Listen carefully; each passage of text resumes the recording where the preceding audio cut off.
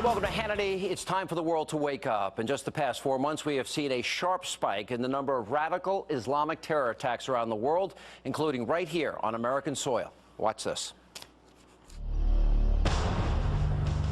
Sounds like he's running around out here. Okay. And that's a gunshot. Tonight, terror in the heartland. The FBI is investigating a brutal beheading in Moore, Oklahoma, after the suspect's co-workers revealed that he had been trying to convert them to Islam. He did kill Colleen and did sever her head. Ottawa, Canada now, where there has been a shooting at Parliament Hill, which is now in complete lockdown. The suspect is still on the loose. This is an active shooting situation. A man with apparent sympathies toward anti-American rhetoric is dead tonight after attacking a group of New York City police officers with a hatchet. Preliminary evaluation is that this was a terrorist act. Sydney, Australia, hostages seen on camera running for their lives. 5 people escaping from a gunman who some 15 hours ago stormed into a cafe in downtown Sydney waving a jihadi flag.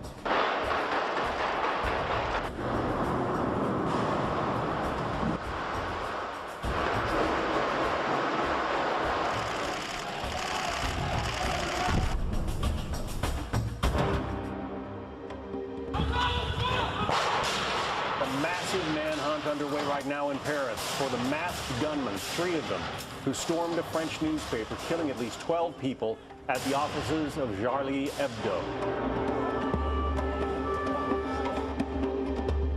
This vicious terrorist attack is a reminder that we must always be vigilant against the enemies of freedom. Now, the rise of radical Islam around the globe is disturbing, so tonight we have brought together right here in studio terrorism experts, former members and law enforcement officials, and much more to talk about this grave threat. Thank you all for being with us. Appreciate it. Robert Spencer, Jihad Watch. Seems that we have this rise, but there is one commonality in each instance, the word Islam. But yet the president won't say Islamic State. What happened at Fort Hood, Allahu Akbar, is workplace violence. Why this reluctance and resistance to say the word Islam and associate it with terror? It seems as if the president thinks and the administration thinks that if they say something is Islamic, then they will be at war with the entire Islamic world, and right-wing racist vigilantes will go and victimize innocent people in the United States. Both are hogwash and nonsense, and what's happened is that we have effectively gotten ourselves into a position where it's forbidden to speak about the motives and goals of the enemy, and you cannot possibly defeat an enemy that you refuse to understand. You know, I had Anjem Chowdhury on, the radical imam. What did he say? I said, well, is Islam a peaceful religion? He said, no, it's not. It's about submission. Is that the interpretation? And how many people are we talking about? Well, the word Islam itself means submission. It does not mean peace. It's related to peace. But it means submission. And it not only means submission to God, it means submission of the non-Muslims to the Muslims. It is a political system that mandates that the non-Muslims have to live in a state of subordination under the rule of Islam and are denied basic rights. That is exactly what the imam said to me this week. Very open and honest, and I wanted people to hear that. I came under some fire for putting him on and giving him airtime. Bill Donahue, you're with the Catholic League.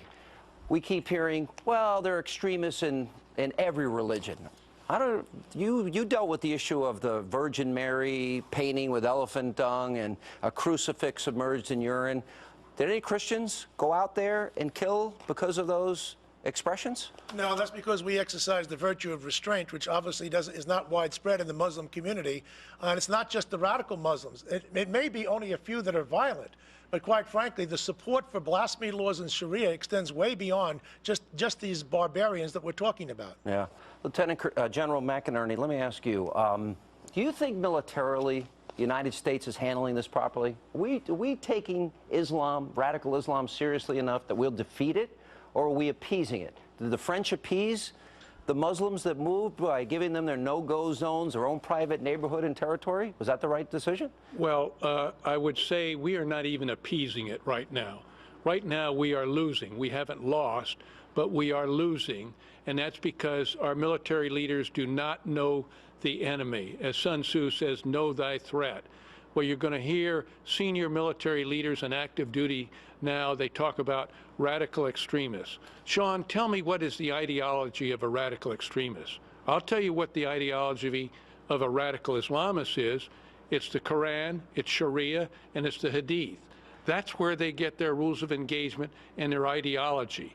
And so if we don't identify the radicals for what they are and where it came from, we cannot defeat it. And the military today is not identifying it. Let's talk about, Brigitte, you lived in Pakistan, right? I lived in Lebanon. Lebanon, okay. And you understand, you studied the Quran. Let's take the literal interpretation of the Quran. Infidels, jihad, the things that are in there. If taken literally, does that lead to what Robert Spencer is talking about? Yes, that's exactly what they lead to, jihad against the infidels. We have a saying in Arabic, أولاً يأتي السبت وبعده الأحد. First comes Saturday, then comes Sunday. First we kill the Jews, then we come for the Christians. In the the Islamic Middle East, there is no tolerance to any other faith or group of people. We minorities in the Middle East have been massacred, killed. My house was bombed. This is how I ended up in this country, as a refugee from the Middle East. It was happening when my parents were refugees, when I was a child, newborn, and here I am in America today, and my people are still fleeing because of the intolerance of Islamic extremism. So my past is America's future unless America wakes up now and takes the necessary steps. What are the necessary steps?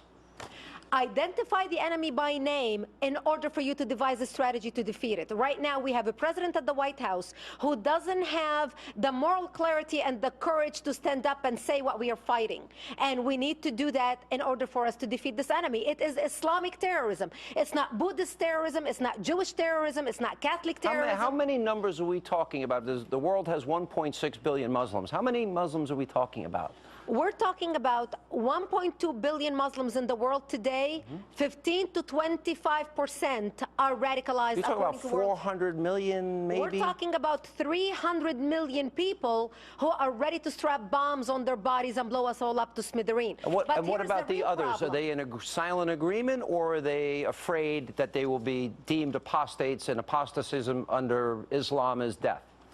The majority agree with the radicals. The Pew Research did a study back in 2013, just almost a year ago, where they interviewed Muslims from around the world, Indonesia, Bangladesh, Nairobi, Pakistan, all over the Islamic world, Egypt. And what they found out is the top 5 Islamic countries, Indonesia, Nairobi, Bangladesh, Pakistan, Egypt, the average 77% support the establishment of Sharia law as the law of the state and the establishment of an Islamic caliphate. All right, so now we've got 44 million, Benjamin, Muslims in Europe, 44 million. It's expected to grow to 58 million in the next 15 years. Now, we see how France has a problem, Belgium has a problem, all throughout Europe, Great Britain has a problem. They set up no-go zones, non-Muslims not allowed, separate Sharia courts, police can't even go in if there's an issue, or firemen can't go in. So now the question is, okay, if you're a Western country and Sharia is contradictory to all of those values, so Muslims are moving in, how do you determine which Muslims want freedom and which maybe perhaps want to come in and implement Sharia law? How do these Western countries decide who gets in and who doesn't get in? Well, so I think that there's a social contract that has to exist, right, between the immigrant and the country that they're coming to. I think we certainly believe that here in the U.S. Right. I think one of the issues that we've now seen the consequence of in France, as you said, France is the largest Muslim population in Europe, 6.5 million. You know, that's 10% of their population. That has led to them becoming a very large active constituency, right? So President Hollande won 93% of that vote. Of that 6.5 million. That's a very important voting bloc. So they now have gone from these very disparate kind of organizations. So they have voting power. They have voting power, which means that they have massive amounts of influence, which means how much. Interesting. How much so they literally go to France. They don't assimilate. They take portions of the country unto themselves and say, "Don't come into our part." Yes, sir. See, Pam, you are very outspoken in terms of the Israeli-Palestinian conflict and groups like Hamas and Hezbollah, Islamic Jihad, the Muslim Brotherhood. It sounds to me like France has almost set itself up where, like Israel, they will be surrounded very closely by neighbors that want to destroy them. Is this the beginning of something to come? Well, perhaps they should meet with the French Muslims and set up 2 states so they can live side by side peacefully. That's a joke. I could tell. But look. But it's not a joke because they are living separately. No, they are living separately. Police can't go in there. They are ambushed. It's like almost, hundreds of years ago where there were city-states set up.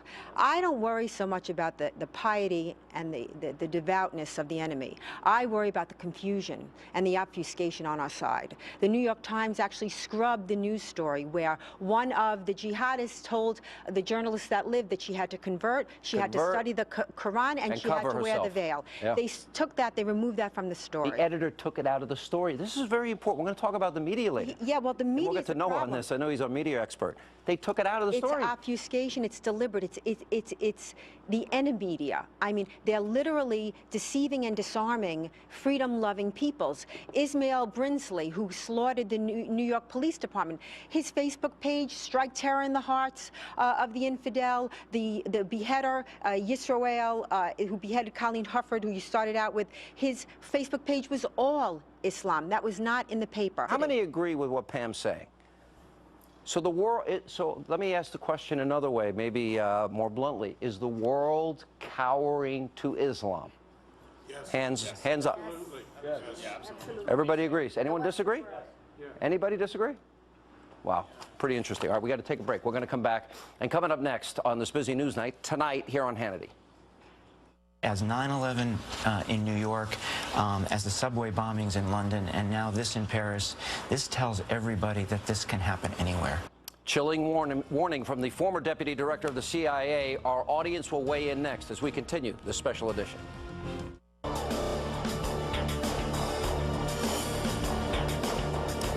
And we'll head back to the special audience edition of Hannity, the rise of radical Islam. So in the wake of the vicious attacks that have plagued Paris, experts are warning that similar terror attacks could be coming here. Take a look.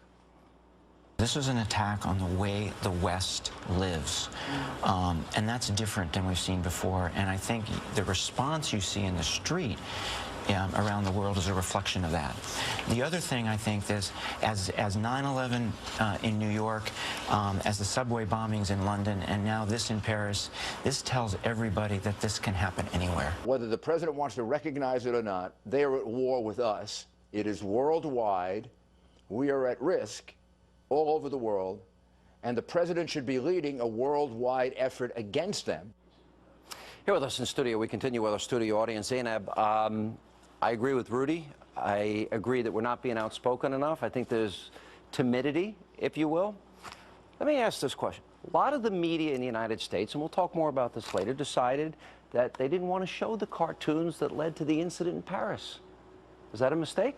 That's a huge mistake. Why? Because this is exactly what the whole notion and concept of freedom of speech is, and the values of liberal, secular democracy is with freedom of speech. And if we're not able to show those cartoons, if we're not able to publicly debate about them and see what it is, it's cowering, it's fear to pull back from them. And we're essentially feeding in to what these Islamists want.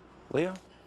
At the same time, I have to say that what we're seeing is that the online media, the media that's being used by these terrorist groups like Al-Qaeda in the Arabian Peninsula, are using magazines like Inspire magazine, which I've actually brought a copy of that here with me, and they're using this media to basically say that there's a crusader campaign against Islam. So they're using, this what they're saying is a war on Islam to try to promote violence within their own people. Yeah. What do you think, David? Well, there's a broader context to this, and the magazine is part of that, and it was brought up earlier, which is how we see the threat globally. For example, we're talking about 12 attacked in Charlie Hebdo and murdered in a terrorist attack, and of course the hostages in the grocery. We're not talking about Boko Haram. We're not talking about Africa. In the last 72 plus hours, if, as reported, some 2,000 people have been killed. In Africa, a continent of some 56 nations, over 30 of them are actually Muslim-controlled or have serious problems. We're looking at an immense continent with resources that can be taken over. And further, our response as a nation, as a globe. This came from my high-level sources in Washington, and this is the first time you'll actually hear this. Secretary of Defense nominee Ash Carter has been told by the White House that he is to stay within the constraints of the Budget Control Act. They should not come up with workarounds around it, as some have done, and that the generals need to be kept in control and not going up to the hill as they did under Secretary Hagel, because they didn't listen to Hagel. So effectively what this White House is doing is they are hamstringing our military. They are disarming our ability to project force. We have an AFRICOM command that's in Germany. We don't have a home for it in Africa. Folks, look around the globe. Look at Malaysia. Look at the Philippines. When you circle the globe and you look at this, this becomes a problem that is global, and we need to pay attention to the success of radical Islam. Let me go to Ainsley Earhart. The media, you work in the media, you've been a journalist for all these years, and yet they've got to make a decision. You have to report the facts. You have to stay true to the story. And you have the editor who is willing to die for his cause. The government was telling him not to produce these cartoons and continue on. He chose to do so. And you remember what he said. We talked about it last night on your show. He said, I would rather die standing than, I would rather live standing than die on my knees. And you know, this was a place that was firebombed. They knew that they were under threat. I quoted that wrong. I would rather die standing. No, you had it, right. Sorry, I had it right. Than live on my knees. Right. Exactly. But you think about it, these guys were courageous, and I know, you know, Mr. Donahue, we've been friends a long time. I know you don't like it because they also had cartoons about the Pope, and I don't like it. I'm a Catholic like you, but I side with free speech first. Why would we want to stop them from printing that, as repugnant as you and I may find them? Right. Who said that they wanted to stop them? No, I'm saying... No, I said what I'm saying, first of all, let's get it right, Sean. Okay. We're not talking here about inoffensive depictions such as the Danish cartoons. We're talking about toilet speech. We're talking about anal sex. We're talking about scatological commentary. We're talking about the kinds of things which I don't think we should put on TV, although I do agree that the Danish cartoons we should put on there just because the Muslims don't like it, who cares? But I think when it comes to a level of indecency, and if we can't agree that you show people having oral sex and the Pope, and I don't care if it's Muslims, Jews, it doesn't make any difference to me, then we ourselves are making a statement that Western values are becoming morally destitute. That's what I object to. But who gets to determine what gets to be printed and what doesn't get to be printed? No, it's an easy decision. It's made every single day. It's made on your show right now. I can prove it to you, but I won't. I could use the F word and it would be deleted because of censorship here at Fox, and I agree with that censorship. I'm asking we only use that for Bob Beckel. Bob Beckel has a special button. That's not why they were slaughtered. That's not why they were slaughtered. It was not for pornography. They were slaughtered not because they were slaughtered because they were smart Alex. They were slaughtered because they ran the cartoons. And Charles, they are war heroes. That was an act of war. That was a military strike in the heart of Paris. It's not just these three guys. Who trained them? See, I agree with you. Who was their imam? What mosque did they pray at? I mean, this is there's a whole network. It's not just these three guys. Well, I guess this comes down to either you believe in full and complete freedom of speech. Nobody does. Nobody does. Okay, you can't yell fire in a burning building. I got it. Yes, you can. And I hope you do yell fire in a building that's burning. You cannot yell fire falsely. Now, look, there are about 25 at least exceptions to freedom of speech, okay? Obscenity. You can't infringe on somebody's copyright. Libel, slander. Look, this idea that freedom of speech is an absolute is exactly the problem. You have to be able to have some restraint. That's not accepted by the courts, by the way. I tell you what, we're going to pick it up here, and we'll come back with Bill Maher's comments. I rarely agree with Bill Maher, but I actually thought he made some pretty powerful comments on Jimmy Kimmel. We'll come back. And liberals are in denial about radical Islam. By the way, where have they been for years? We're going to examine the deadly consequences that could have. This and much more on the special audience edition of Hannity, Rise of Radical Islam, straight ahead.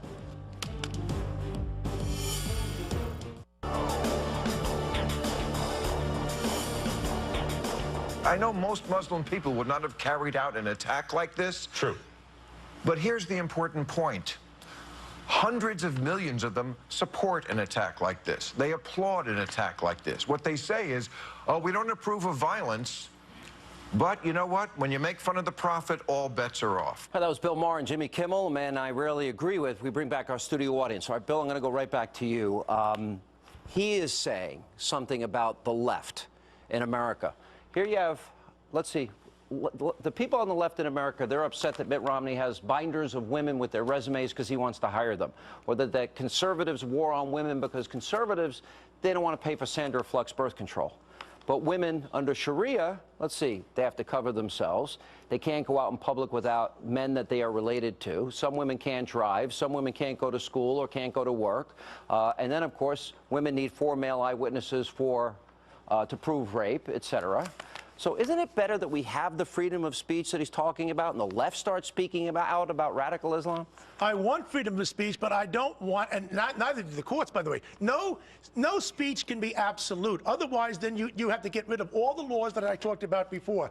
Look, liberty is an important value, but it also runs up against justice and equality. That's why one can't trump the other constantly. You've got to have some moderation. Now, this man's a phony. He contributes to the hate speech in this country against Catholics in particular. I have nothing but contempt for him. He's the enemy of freedom because he's the kind of person who people then cry out and say, let's get some censorship. I don't want the government to censor anything. I want people to censor themselves. Okay, fair enough. And if they don't, you can speak out against it, but you don't. But if you don't like a cartoon, Bill Donahue's not going to go in or...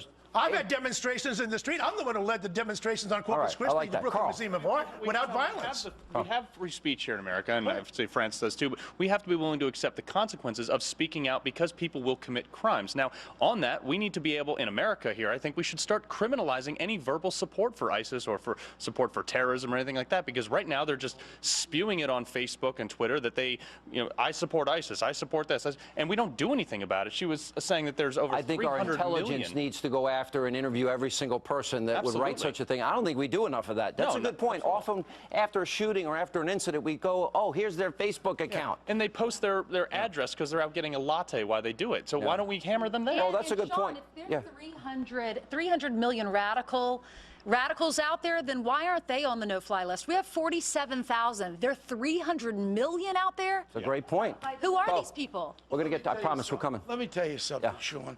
We talk all about these freedom of speech. Let's cut to the chase.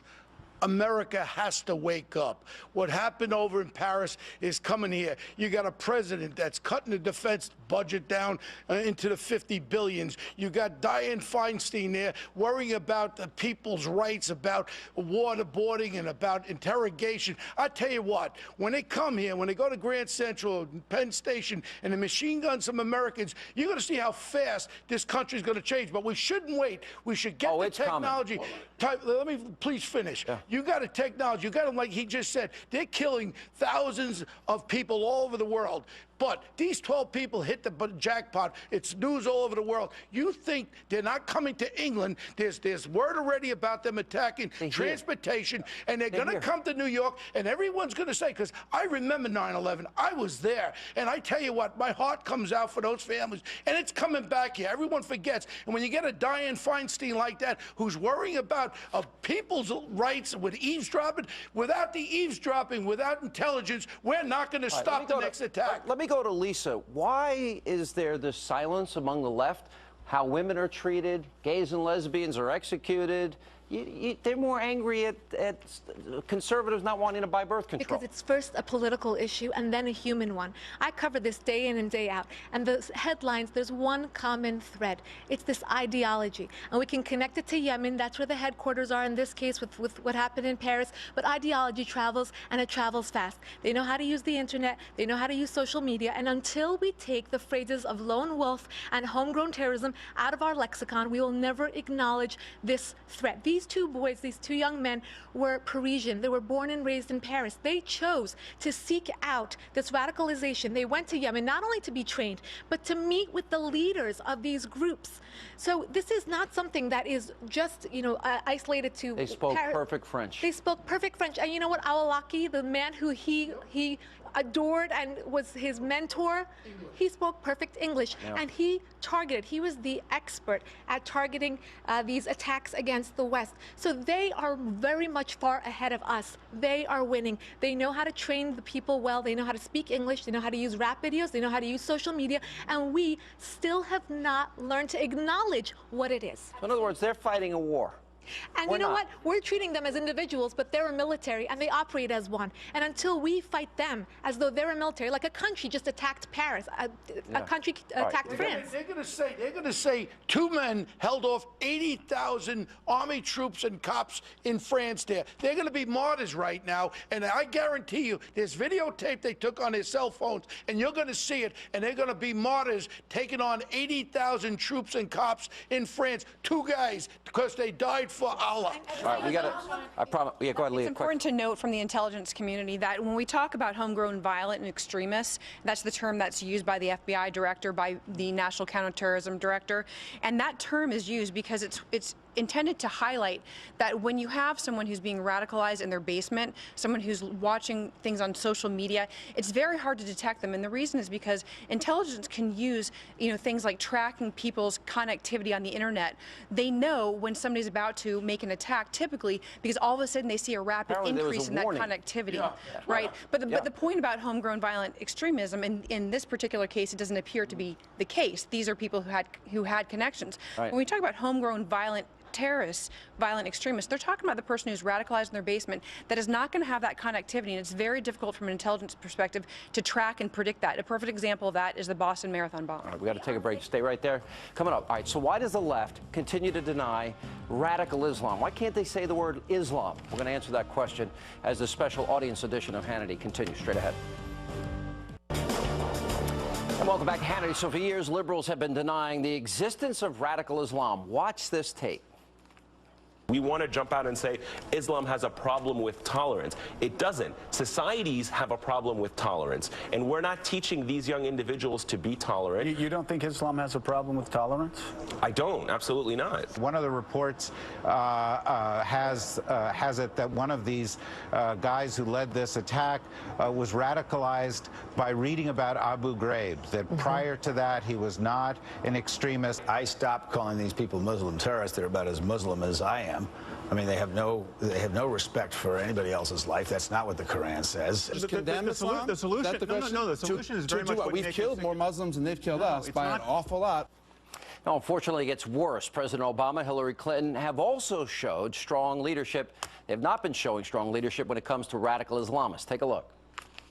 The future must not belong to those who slander the Prophet of Islam. But to be credible, those who condemn that slander must also condemn the hate we see in the images of Jesus Christ that are desecrated. This is what we call smart power, using every possible tool and partner to advance peace and security, leaving no one on the sidelines, showing respect even for one's enemies, trying to understand and, insofar as psychologically possible, empathize with their perspective and point of view. All right, we bring back our studio audience. Jonathan Gilliam.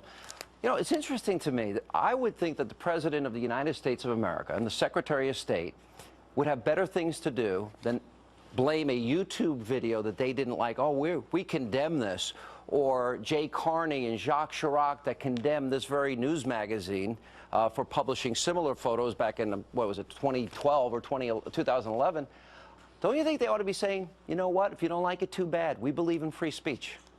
He's just another example of an incompetent leader. I mean, that's plain and simple. And as the American public they have to take charge of this themselves. We have all these people who protest and they say they learned this because they read this or they read that. If they want to start reading something, go and look at history. Look at the way Islam started. Look at the tactics they used. Look at the genocide of the Armenians in the early 1900s. Half of all Armenians are no longer on this planet because of them. So this is the new caliphate. This is the new caliphate. And also go back, and we've talked about this before, Dr. Milgram, Stanley Milgram, did a study in 1969 at Harvard University to try to find out why the German population would follow a madman like Hitler. Go and look at that study and then compare and contrast it to today. We're saying 25%. That's of active people that are going to be active. The people who will support those people is upwards of 80 to 90% of the entire population. No, well, let me bring you in here. Chowdhury saying Islam means submission, the rise of anti-Semitism, some of the rhetoric that I hear, a lot of the terror attacks, reminds me a lot of 1938. I must think I'm off base. No, I think that's perfectly fair. And what we've seen is a profound bit of hypocrisy from some of the editors, for example, who've been censoring these images while cloaking themselves in the Je suis Charlie movement. And I think we've actually seen a little bit more of what we're seeing on MSNBC on those clips you played, and a little bit on this panel here of conflating incitement to violence, providing material support for terrorists, with supporting tasteless art. Aren't a lot of us in this room, though, unique in terms of pretty much everybody here is willing to speak the truth and probably, you know, have gotten noticed. I know people in this room have been openly, they have gotten death threats published because of what they say about the treatment of women and radical Islam. On a slightly less serious level, there's been no bloodshed. But for somebody who spent a career in radio like you have, you know quite well that a group with a letterhead will come after your career for saying something you don't like. And there's a lot of people who have lost their jobs as a result of that. And I wonder how much the individuals who are out there saying Je suis Charlie are going to forget all about that the next time somebody says something offensive and they want their head, figuratively speaking. Ryan? Right. This isn't about the cartoons, per se. This is about Sharia's blasphemy laws. The victory for the enemy wasn't the attack in Paris. It was our reaction to it when we engage in self-censorship. It's because they can't conquer us and implement Sharia from the top down. So they're trying to intimidate us so that we implement Sharia upon ourselves. So when we self-censor, we are vindicating their ideology. But the President of the United States is urging self-censorship. The President of the United States' spokesman urged that newspaper not to publish cartoons. And that gets interpreted as vindication for that ideology. And I guarantee you that groups like Al-Qaeda right now are going to radicalize people by saying, well, we all agree that these type of cartoons should be banned. We showed you how to do it. Allah is blessing us because it worked. So that proves that we are right. And Andy, and the President, and This is what was supposed to be blasphemy. Now, we didn't see Orthodox Jews showing up with Kalashnikovs at the Hebdo headquarters. These attitudes are widespread. Brigitte mentioned support for the Sharia. More specifically, in terms of the code of law across the Middle East and North Africa, Pew showed that 80% of these countries still enforce Sharia-based blasphemy law. In the United States, it's getting ominous here too, Sean. There, 58% of U.S. Muslims polled in 2012, around the time of the election, said that they did not abide First Amendment protections for what they called criticism of Muhammad. 46% said they wanted legal punishment. 12% admitted that they would abide the death penalty for those in the United States who, quote, blasphemed Muhammad. Let me ask this question. How many of you in this room, based on something that you've said about Islam, have gotten some type of threat? Raise your hands. All right, my hand has to go up too. Ainsley, you're innocent. All right, she's the reporter. So, what? Yeah. We're ignoring some realities, and it comes from the White House on down. Give you an example. November 2014, the UAE declares CARE a terrorist organization. Same organization that was unindicted co-conspirators in the Holy Land Foundation trial. But yet CARE has very close ties to this White House. It's not new. Organizations, groups, terrorist groups included, Muslim Brotherhood, they seek influence in government. So we've got to root out this influence within our own government in all sectors. It's not Republican or Democrat. It's within government. All right, hang on there. We're going to take a break. We'll come back and we'll continue. Much more coming up straight ahead right here on Hannity. Islam does not mean peace, Sean. It means submission. Submission to the commands of God. Okay, so you want if you the want to live worldwide peacefully submission with me, then we can live peacefully together. That was part of my exclusive interview with that radical imam, Anjem Choudary. So why everybody needs to take a listen to what he's saying very seriously. We'll explain that and examine that coming up next.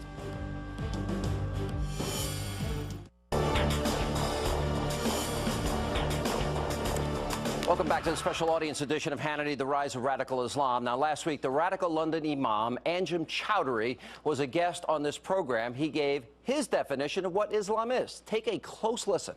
Islam does not mean peace, Sean. It means submission. Submission to the commands of God. Okay, so you want if you the want to live worldwide peacefully submission with me, then we can live peacefully together.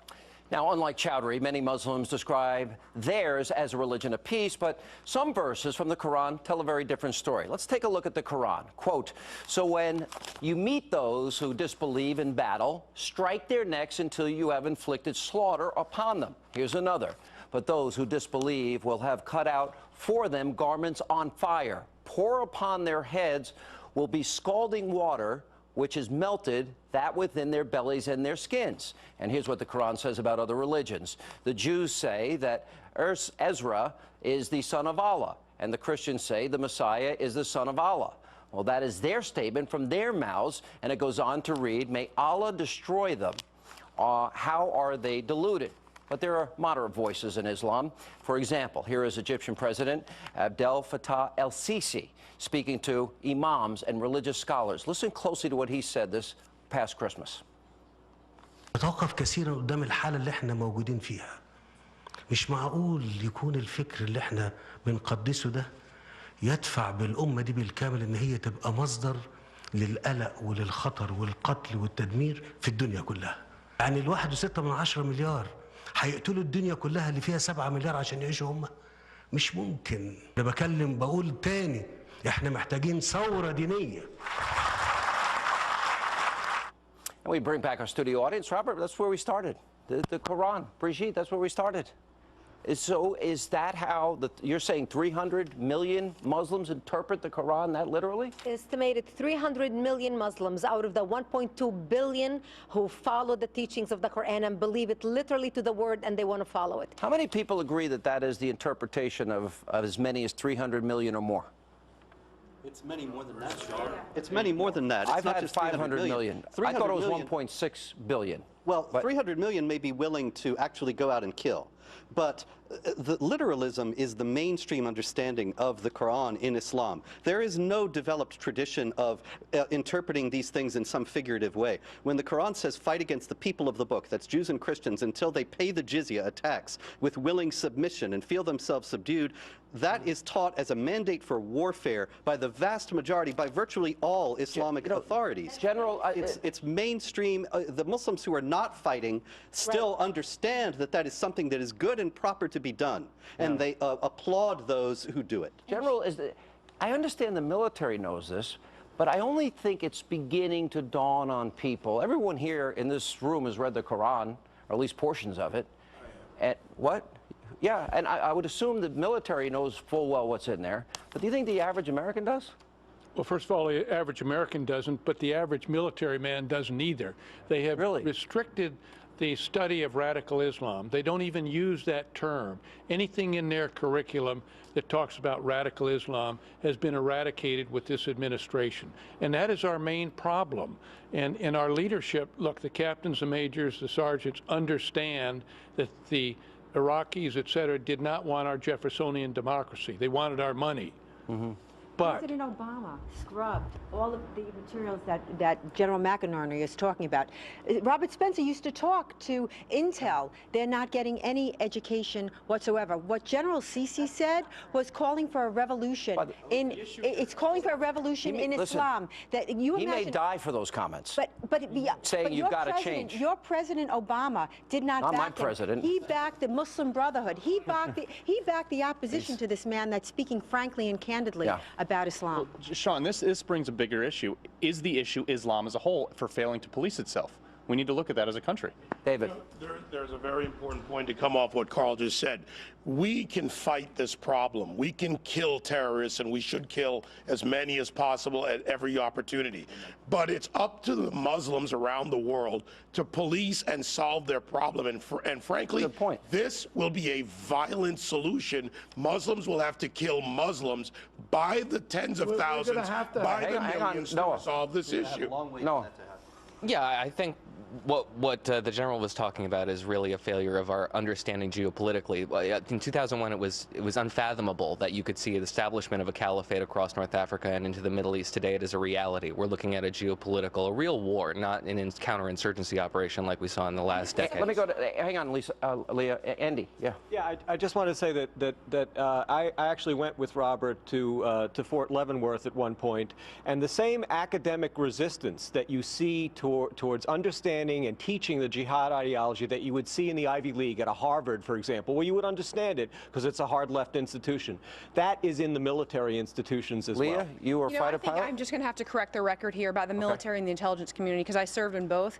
And to say that there's not an understanding of violent extremism and terrorism in those communities is absolutely wrong. It's jihad. It's not violent extremism. It's jihad. Okay, it's rooted in Islam. It is how the Muslim Empire was created. It's how it's how you can play tit for tat here, but to say that the intelligence community does not understand it and is not focused on it is absolutely wrong. If you listen to the testimony, of the director of the National Counterterrorism Center and the director of the FBI, these are things that they are looking at. They're watching, and it's things that the intelligence community have been watching for. The counterinsurgency manual is completely separate from the intelligence community.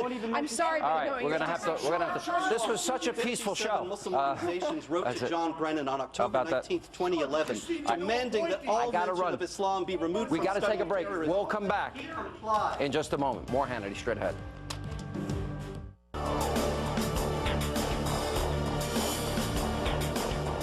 All right, that is all the time we have left this evening. I want to thank our very special studio audience. Give yourselves a big hand. Thank you for being with us on this very important topic. And as always, thank you for being with us, and we'll see you back here soon.